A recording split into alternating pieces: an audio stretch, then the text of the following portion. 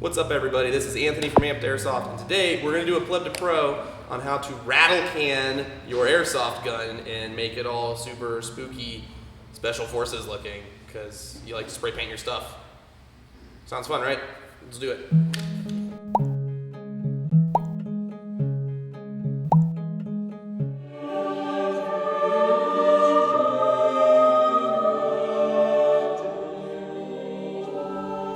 Alright guys, so arrayed before me you see some tools of the trade. Now, your space that you end up doing this in, you need to ask permission. Do it in a well-ventilated, open, big area. If you're under 18, you're going to need your parents to help you buy your supplies from Walmart, because you can't go buy these if you're under 18 because you might snort it. So, what we have laid out before you, we have the paints themselves. These right here are Rust-Oleum camouflage. They're flat camouflage colors. Super big, okay fan of these colors right here. Most of these colors are actually the colors that are in multicam. So if you have that kind of color scheme in mind, they have the shades of color that you'll need for that. Over here we have some stenciling material. So whatever you pick is up to you, depending on what your kind of a look you're going for. I'll show you a couple different cool ways to get some cool looks. We'll lay it out first and show you some like stills of it in the video so you can see like different ways to get different stenciling and stuff. But we have all kinds of stuff. Then you're just gonna need some basic tools. Box cutter or a sharp knife, some masking tape, and then I'm gonna recommend you also get a magazine that you don't care about. If you have like garbage high caps or like old broken mid caps laying around for whatever gun you're trying to paint, that's gonna be easy. So what we have right here is we have my brand new VFC HK416. And I'm gonna paint it all up. So when you prep the gun for paint, you're gonna wanna understand that you don't wanna get any paint inside the mag well, because that's gonna change your fitment of your magazines. You don't wanna get any paint down inside the barrel, inside your inner barrel and your hop up and all that stuff. Most of the time, I would suggest if you have tons of time to remove your inner barrel and hop up from your gun and potentially your gearbox and stuff like that. But I'm not gonna do that for the sake of time for this video. So what I'm going to do instead is I'm going to do some masking to cover up the trades so I don't overpaint the trades and the serial number. And then I'm going to use the spare magazine to block my mag well so that I don't get any paint inside my mag well. And then I'm going to masking tape my barrel. So. Yeah, I mean, basically all I'm doing right now is I'm just masking over the serials and the trademarks on the gun, because that's one of the big features of getting a VFC Elite Force 416 is that you get trademarks with your 416. So I'm going to go through and tape over all of those. Masking tape is your tape of choice. You can get it in different colored varieties, the normal like manila, blue, green, whatever you're into. But basically what you do is you get masking tape because it's easy to peel off. It has just enough adhesives to bind to whatever you lay it on, but then like as you can see I already taped it here, and I'm going to cut pieces off and then I can just pick it off with the knife and then put it on there. So it's not like super stuck on your gun, so later on when you go to peel it off you can. Super easy.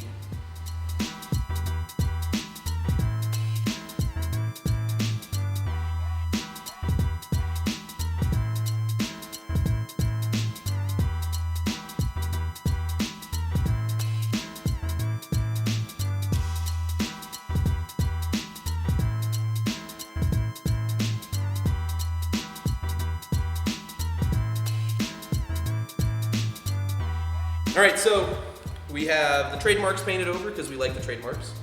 We have the flash hider covered, not because we care about the orange tip, but because we want to make sure no paint gets down the barrel into the inner barrel, because I was not going to take it apart for expedience. Also check over the gun to make sure that there's no venting or openings that could cause any problems with you. You're probably going to get a little bit in right here, but that's not really going to affect your gun too much, so you'll be fine there. And that's it. So there you go. You've got all the trades. I have all the trades I care about covered up. I don't really care about the fire selector trades very much, and I don't care about the H&K BB gun warning labels and stuff. So these are all going to get painted over, and then we'll move on from there. Big note when you first start painting to understand, you're going to start with your lighter colors, and then you're going to do your patterns with your darker colors. The reason that is that the lighter colors, they're going to be on the undersides and the recesses of the gun, and that's going to flip the color palette. Because typically you see shadows in the recesses, right?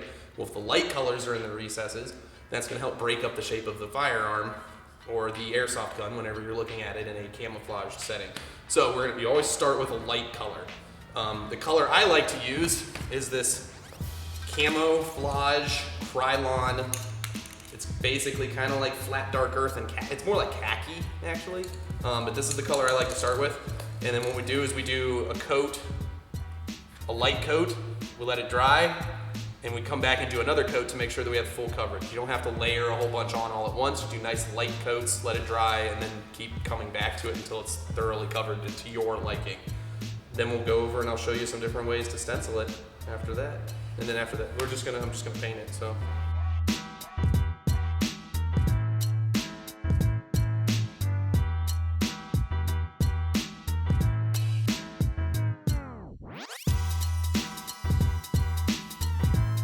All right, now we're gonna let that dry, and we'll flip it over and we'll do the other side. All right, so we got this side dry, gonna flip it, do the other side. Easy peasy, right?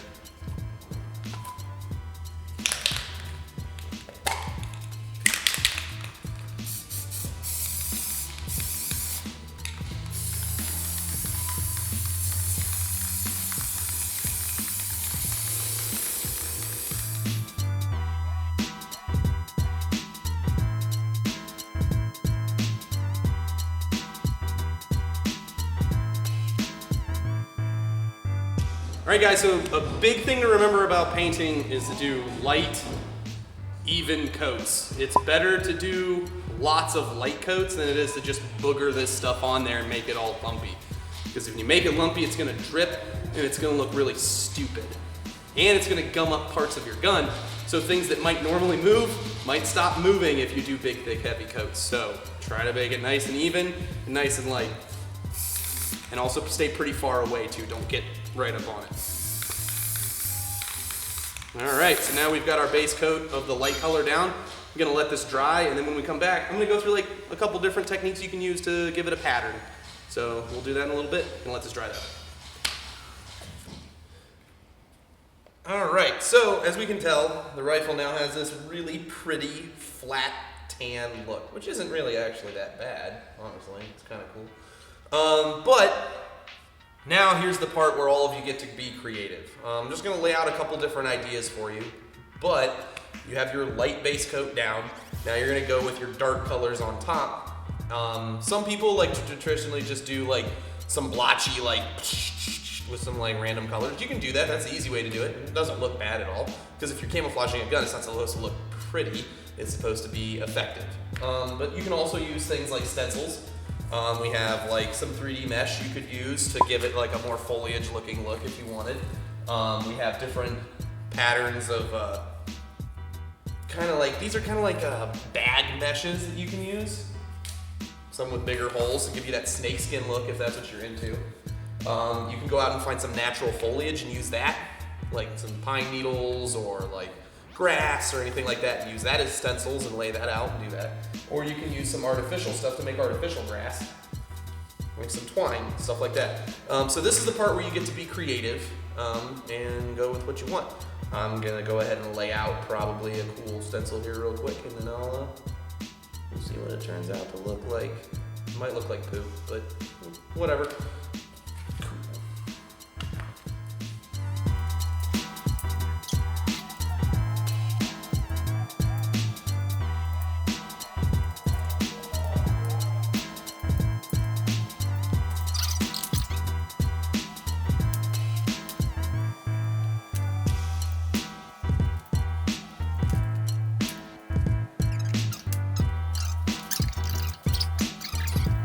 So this is one of the ways to do a more grass looking stencil. Basically all I'm doing is I'm taking strings and laying them down in random patterns across the rifle. And so what's gonna happen is I'm gonna spray my two darker colors, which I'm gonna pick a darker OD green as well as a darker brown. And I'm gonna spray those in random blotches across the rifle. Then when I peel the strings up, what that's gonna leave is that's gonna leave the light color underneath it. So it's gonna look like brown grasses with like dark brown and dark green shadows in between them. Now, it's gonna look better the more of these strings you put across your rifle. So go ham and try to put a bunch on there. That's where your patience is gonna need to come in and play, because otherwise it's not gonna look as good if you go a little light, because grass usually isn't very sparse when it grows that tall. So lay it on there kind of thick. Also, once again, use masking tape, by the way. So that way you can use these strings again to paint the other side. You can reuse all the strings.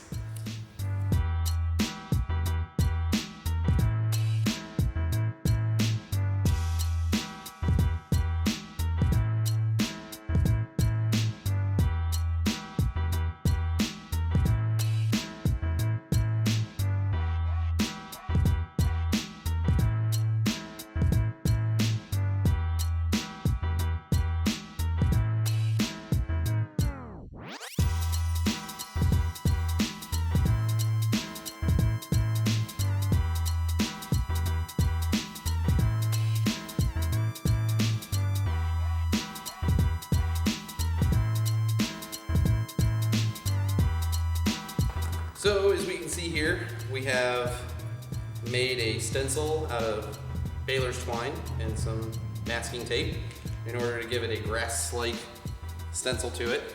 Should be pretty cool, or it could look absolutely awful, but whatever, we're gonna roll with it.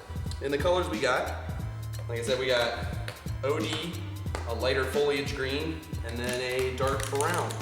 So what we're gonna do is we're gonna kind of spray this on here in some blotchy kind of patterns with this stencil. And the reason we taped all these down was because since these are aerosol cans, if you're not careful, this is gonna spray your strings off and then they're gonna fly everywhere. So let's get started and see what we get.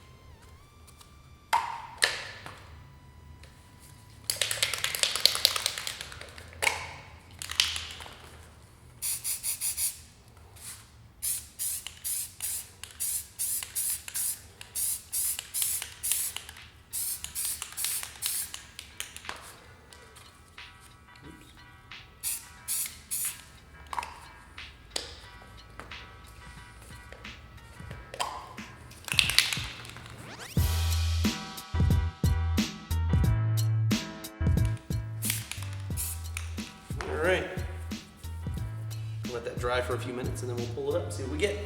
All right, cool. So we went ahead and peeled the strings back, and you can see we got this really cool looking grass pattern across the rifle. Looks pretty sweet. And now we're gonna go do the other side. So we're gonna flip it very gently because we know that the paint on the other side's a little tacky.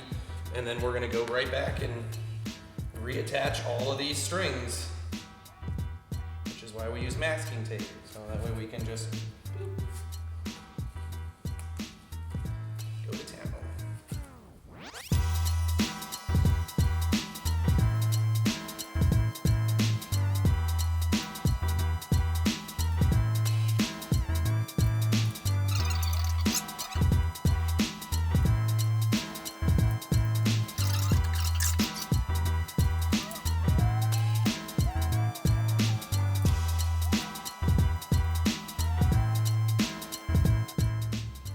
Cool. All right. And just like the first side, I'm gonna layer on some color.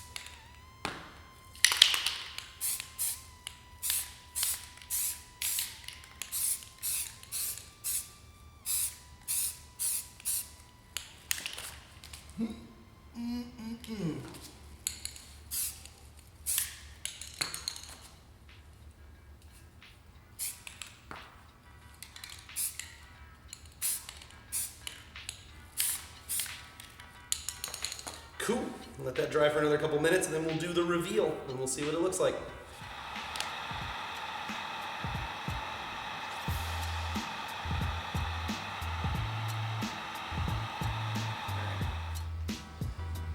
The age-old finger test.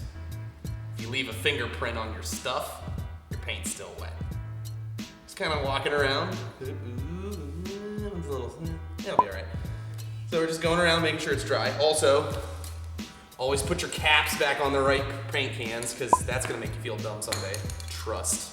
So I guess it's time for the reveal. Let's see what it looks like. Are you guys ready? Start peeling up some of these strings.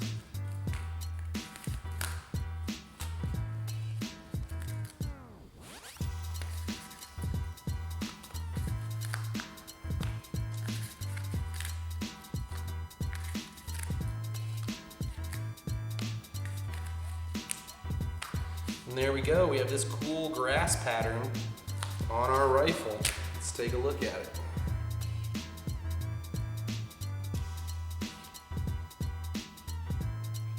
Looks pretty cool. What do you guys think? Get it all dressed up so you guys can see the final iteration of it.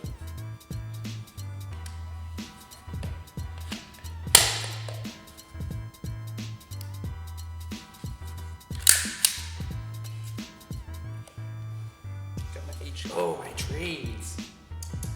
Almost forgot a step.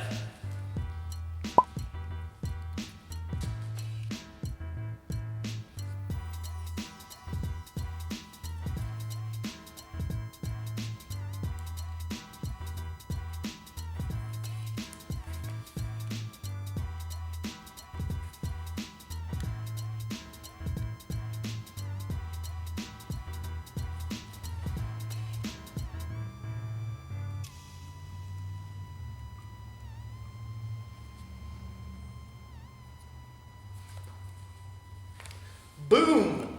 Look at that.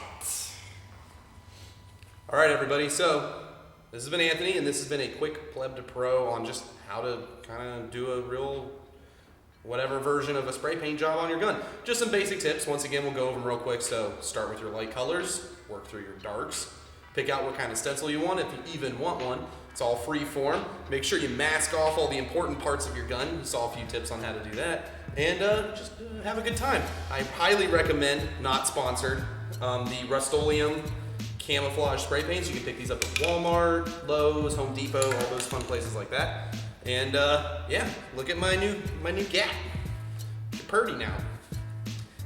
I don't do any fake wear or anything like that. I'll abuse it all on my own. So this has been Anthony. I'll catch you guys on the flip side. Deuces.